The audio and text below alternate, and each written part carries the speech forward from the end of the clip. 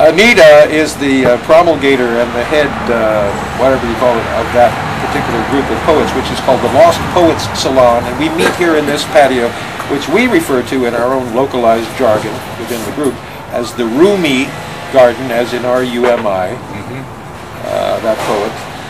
And you may notice here where there's a lemon tree, and there's this is a fruit tree too. That's what is that? A crab apple or something like that. And those big leaf plants there in the background are ginger coming up there. And we have here jasmine. And this is a malus of some sort. It's an apple or pear species, I'm pretty sure. So this garden is fraught with all kinds of neat things. Then over there we have a canthus. There's a canthus flower. A lot of people don't realize this. This is all over town, and people don't realize that that's a canthus, which is an iconic motif, an ancient classic architectural motif. You know.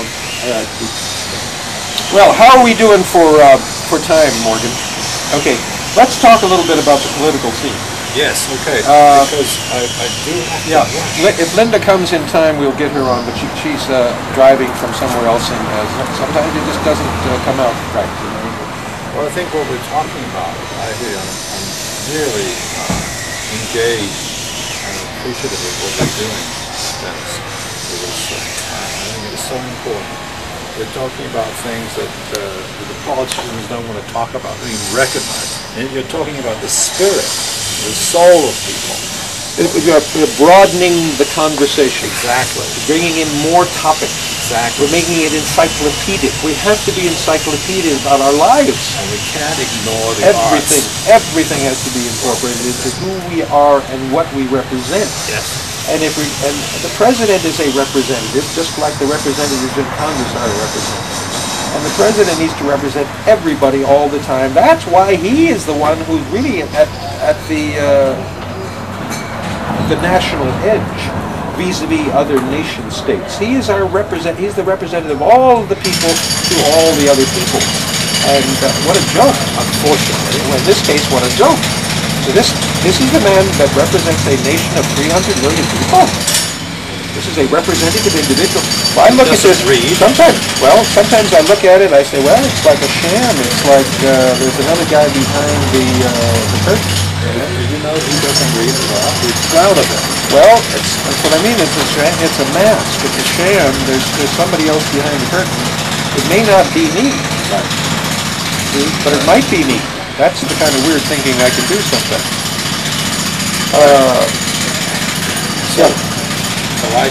Thank you. I want to thank Brian. Brian is very attentive to what's happening, and I bring Brian, and we had Richard Snow here earlier, but he had to leave. Richard Snow is our ambassador to Russia. He had to leave, but we'll get him in a future episode. And since Brian has to go, let's look at the book he's reading. This is Multitude by Michael Hart, H-A-R-D-T, and Antonio Negri, a U.S. and Italian political philosopher, respectively. This is the second in a dilogy? Yeah. A two-book series. The first one called Empire, the second one Multitude. This is called War and Democracy in the Age of Empire. I recommend this to you. Also, remember, in past episodes, we recommended to you Wendell Berry's book, In the Presence of Fear. 44 mere pages, 3 essays, one of which is really an outline, the first one. It will digest you. I mean, you can digest it in just an hour or so, maybe 2 hours. It lays out the whole picture very clearly, basically what we need to solve our problems, and in the middle of everything is a local economy, that kind of attitude. Small is beautiful. Thank you, Brian. You're welcome. My regards to Mark. Thank you for everything. Brian and I are old buddies from Unitarian Universalist circles in Connecticut, of all places. We met in Manchester, Connecticut. Right. Thank you very much. Thank you very much. Bye-bye. How much time do we have then? We're going to get him on camera without him talking. That's our Secretary of Veterans Affairs. Can we get this guy?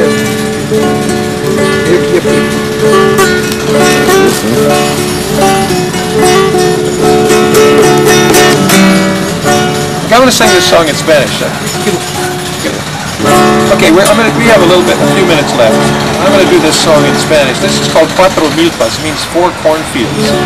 And what it's all about is about what happens when people leave the ranch and go into town looking for work and the ranch falls apart. Now, what I intended, maybe did I do this song in an earlier episode? I don't think, maybe I did.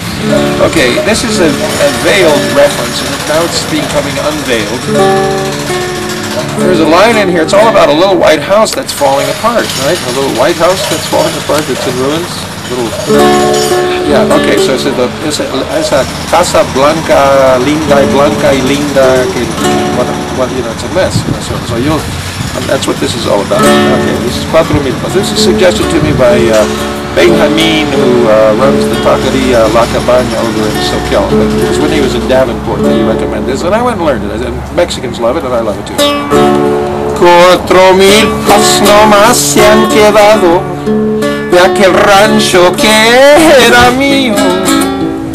Ay, ay, ay, ay, y aquella casita tan blanca y bonita, lo triste que está. Si me prestas tus ojos morena, los llevo en el alma que miren allá. Los despojos de aquella casita tan blanca y bonita, ay, ay, ay, ay, lo triste que está.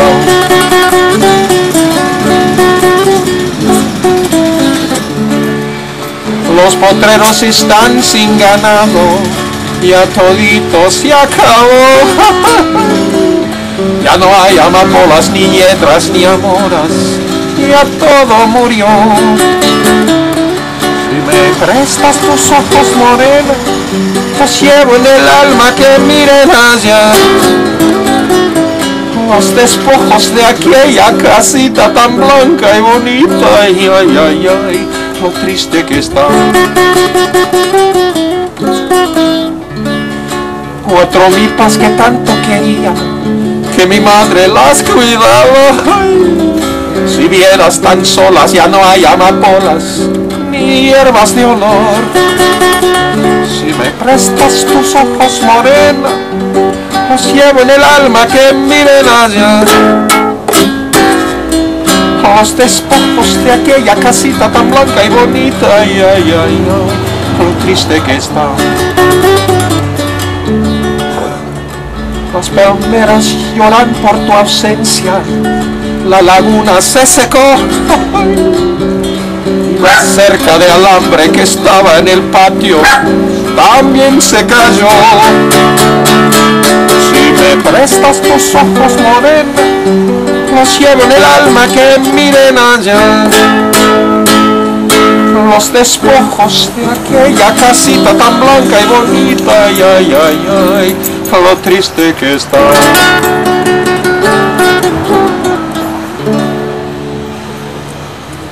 Well, I did that in memory of Utah Phillips, Bruce Phillips, who passed away from this realm, this echelon of existence on the 23rd of May. I met the man at the very taqueria run by the man who suggested that song when he was out in Davenport.